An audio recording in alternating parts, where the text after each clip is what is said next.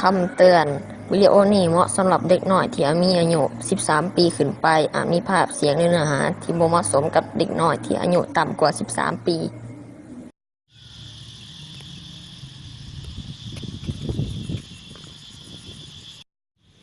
ข้าบังกูสิได้เขาคนที่ว่าจังซี่มีแต่คนเก่งแต่ปากเว้ย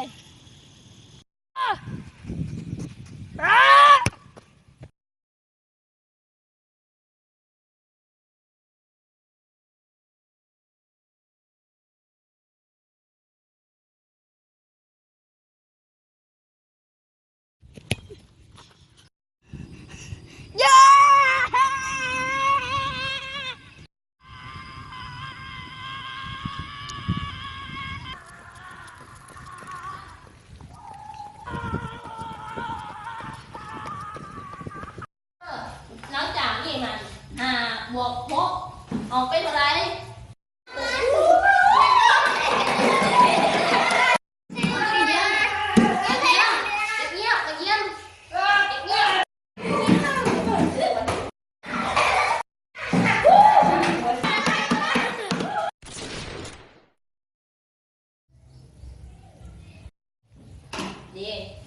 นี่เด้อ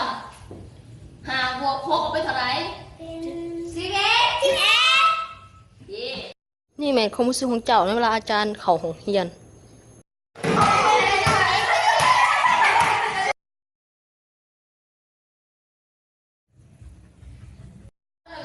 วันนี้วันที่เราไปกันในของนี่ไปเจอกันมื้ออื่น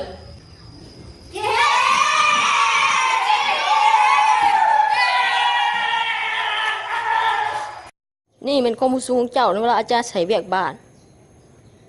งานเด้อเดี๋ยวมาจะ10 นาทีกับชิเลิกเมื่อแล้วอาจารย์ใส่เบรกบ้านก่อน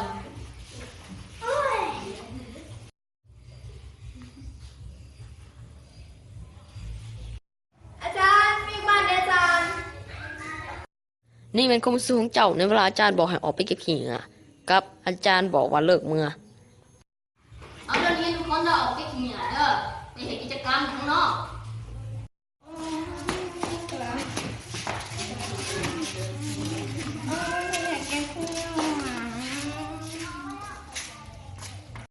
เอาเดี๋ยวนักเรียนในเวลาเลิกเรียนแล้วไปเจอกันวันจันทร์เด้อนี่แม่นตอนผู้ชายเตะบานผู้หญิงเตะบาน